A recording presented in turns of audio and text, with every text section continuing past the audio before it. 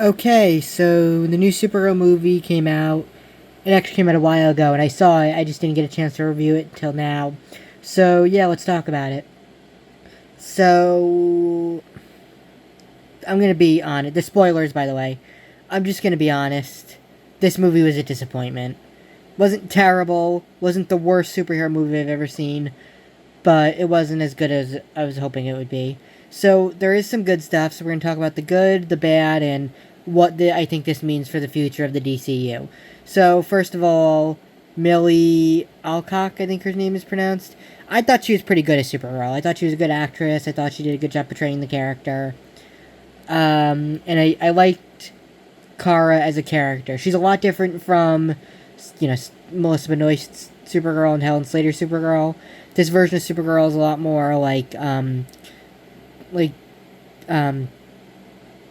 tough and less sunshine attitude and more like punching people in the well, I mean, Supergirl always punches people, but she has more of an attitude than previous versions of Supergirl, and I don't mind, and that's fine because I liked Supergirl in this movie, and also, so for a large amount of this movie, Supergirl doesn't really have powers, and she's still able to fight even without powers.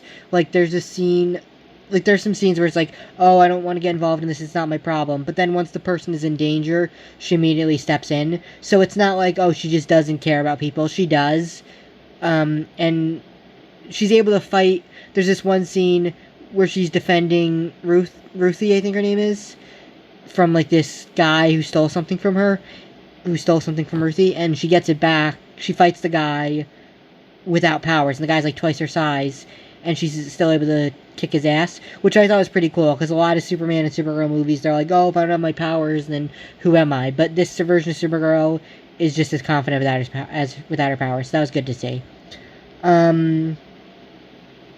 Ruthie, the teenage girl Supergirl was helping, she was an okay character. Her parents died, and her parents were killed by Krem, the main villain in this movie, and she wanted revenge, and so she asked Supergirl for help, and Supergirl says no at first, but then, again, when it gets personally, so when Krypto is in danger, then Supergirl steps in and helps Ruthie, but really she's just trying to help Krypto, and Ruthie just tagged along. But I thought they had okay chemistry, Supergirl and Ruthie, they had okay chemistry, I guess. They never really felt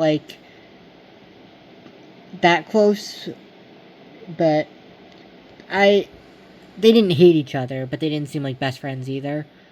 I also, something that was interesting in this movie was the explanation for why Supergirl is younger than Superman. So, in most incarnations, like Melissa Benoist's version, she was born first, and then when Krypton exploded, Superman was a baby and Supergirl was a teenager, and they sent them both down to Earth at the same time, but Supergirl got trapped in the Phantom Zone, which is a place in space where time doesn't age, so by the time Supergirl made it to Earth, she was still a teenager, while Superman was a grown man. That's usually the explanation they go with, but in this version it was a little bit different. So the explanation they gave in this movie was, when Krypton exploded, Superman was a newborn, they sent him to Earth, but there was one part of Krypton that survived the explosion, and then years went by, and Supergirl's parents had her on that piece of Krypton, and then once she became a teenager, or a young adult or whatever, that part of the planet started to die too, so they sent her to Earth, and then that's when Superman found her. So in this version, Superman really is older than Supergirl. So that was, I guess that's a less confusing way to explain it, because, I guess, to the new fans, the Phantom Zone, I guess, is kind of hard to explain. I don't know. But, I don't know which version I like better. I mean, this version is less complicated, I guess, but I think I prefer the other version better. I think I kind of like the idea of, I don't know. But yeah, I liked Superman and Supergirl's chemistry in this movie because they're cousins, and I liked seeing their chemistry. Superman wasn't in the movie that much. They mentioned him a bunch of times, but he wasn't in it. You only physically see him twice, and only one of the times he's in person. The first is at the beginning of the movie where he's talking to her on basically Zoom. They're basically video chatting. And then at the end, Supergirl goes to see him, and when she gets back from the other planet, and she's like, I'm glad to be home, which I guess is her accepting her home on Earth now. Because she spends most of the time on another planet, and also so now let's talk about what I didn't like. So the trailer was kind of misleading with the movie. In the trailer, Supergirl says that she's turning 20, because this takes place on her birthday. Supergirl in the trailer says she's turning 21, but in the movie, she says she's turning 23. That doesn't really make that much of a difference. It just feels like a weird thing to change. And also, there are a few lines where in the trailer there's a pause, but in the movie, she just says it kind of quickly. Where she, like in the trailer, she's like, Superman sees the good in everyone, and I see the truth. And in the movie, she just says when she says it sounds kind of rushed. It's not really that big a deal. It didn't affect the movie too much, but it's just something I noticed. What else? There was... So, the movie itself was kind of, like, boring and slow-paced. Something that was pretty common is sometimes she has her powers, and then sometimes she doesn't have them. She keeps, like, rotating, because, like, she gets her powers from the yellow sun. So whenever they're on a planet that doesn't have a yellow sun, she doesn't have her powers. And so that's a pretty common theme throughout the movie. She's switching between having her powers and not having her powers. But that's not really that much of a conflict, because she's still capable of fighting without her powers, which, like I said, I'm glad that they did that, but I would have liked to see a little bit more of a conflict. There is a conflict later on where they're on a planet with a green sun, which apparently a green sun is made entirely out of kryptonite, which is pretty dumb, because, like, how does that work? Kryptonite is the pieces of Krypton that was destroyed, which means so if the green sun is affecting her, that means it's made out of kryptonite, which means the sun would have had to have been created after Krypton exploded. So how does that work? I don't know. But then that kind of just goes away. The green sun just leaves, and it's a yellow sun again, and she gets her powers back, which is kind of anticlimactic. And something that happened in the movie, I can't decide if it was a good thing or a bad thing. So the main villain, Krem, ends up, like, killing a family. So basically what happens is Krem, the planet Supergirl's on, Krem goes to the planet, and he tells this couple, you need to capture Supergirl for me, and if you don't, I'll kill you and your daughter. So they capture her, which I don't blame them. They just so I understand why they would do that. Like, it's clear that they regret it. Like, they don't want to do it. But yeah, they capture Supergirl basically by, like, feeding her something that paralyzes her. It's, like, it doesn't fully affect her, but it's, like, starting to paralyze her. So Supergirl runs into the bathroom and, like, makes herself vomit to get it out, which, again, shows what a quick thinker she is. That was another thing I liked. It showed what a quick thinker she was. I didn't like watching her throw up or making herself throw up, but I liked seeing what a quick thinker she was, even without her powers. So yes, basically she throws up the stuff. She doesn't get paralyzed, and Krem ends up killing the couple and their daughter, who's, like, a teenager. And that was a pretty, like,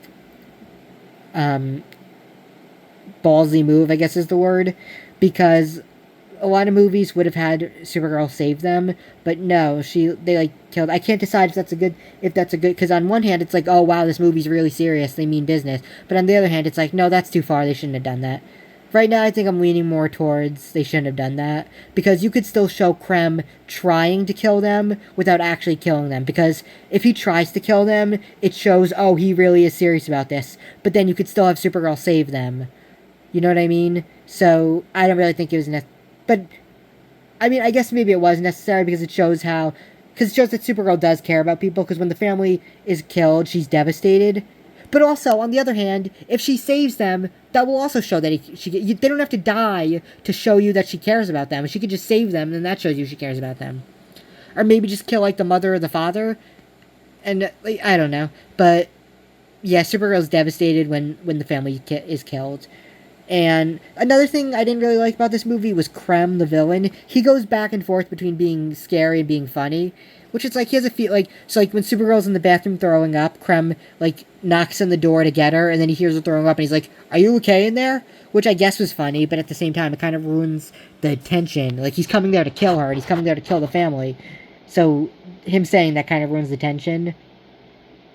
But, yeah. So yeah, there was some stuff I liked, some stuff I didn't like. I think the main problem with the movie is it was very, like, boring and slow-paced. Remember in the Superman movie where Mr. Terrific is fighting people in the Middle East. There's like this montage of Lois Lane standing there and watching as the camera just spins around and plays music. There's a scene like that in this movie where Ruthie is just standing there and watching while Supergirl is fighting Krem and his army. And so Ruthie wants to kill Krem because Krem killed her parents, and Supergirl's like, no, revenge isn't good. It'll lead you down a dark path. And so she talks Ruthie out of killing Krem, but then Supergirl kills Krem. So what was that? I mean, I guess it's to show that Supergirl is already in a dark place and she doesn't want Ruthie to go down the same path. But I don't know. I mean, I'm kind of glad they killed him, to be honest, because he committed genocide. Like, he killed a lot of people. So I do think they should have killed him, so I'm glad she did. But at the same time, it felt a little bit hypocritical. But I guess it was just like Supergirl telling Ruthie, I don't want you to go down the same path I am. I can kill people because I've already gone down that path, but I don't want you to do it because I don't want you to go down the same path, I guess. So overall, the movie was okay. It wasn't as good as the Superman movie. It wasn't like anything to get you like excited about future movies. Or maybe it was. Maybe if you have a different opinion, then maybe it was. And what do I think it means for the rest of the DCU? I don't know, honestly, because it didn't really set anything up. Like, the Superman movie set up this movie. This movie didn't really set anything up. I know there's like a TV show set in the DCU about Green Lantern, so that'll be interesting. But overall, yeah, this movie didn't really do a lot of foreshadowing. But I'm still going to give the DCU a chance. I think they'll still make good movies. So what did you think? Did you like it? Did you hate it? Which version of Supergirl do you like better? The Melissa Benoist version where she's more happy and positive, or this version where she's darker? I think I like the happy version more. I mean, Melissa Benoist is my favorite Supergirl overall. But but I don't think it's fair to compare them because Millie did a really good job too. But yeah, I'd have to say Melissa's my favorite version. So leave your thoughts in the comments below, and see you next time. Bye.